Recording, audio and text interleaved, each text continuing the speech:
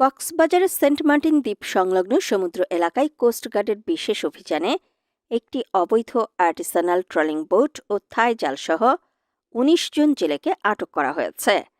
৮ November সন্ধ্যায় কোস্টগার্ডের media কর্মকর্তা lieutenant commander Siamul হক এক প্রেস বিজ্ঞপ্তির মাধ্যমে এ তথ্য নিশ্চিত করেন।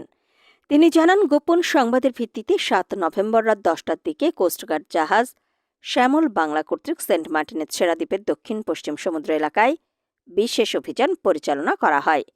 অভিযানে একটি অবৈধ আর্টিসানাল ট্রলিং বোট জব্দ করা হয়। পরে বোটটি তল্লাশি করে ১,২০০ মিটার থাই জাল ও ১৯ জন জেলেকে আটক করা হয়।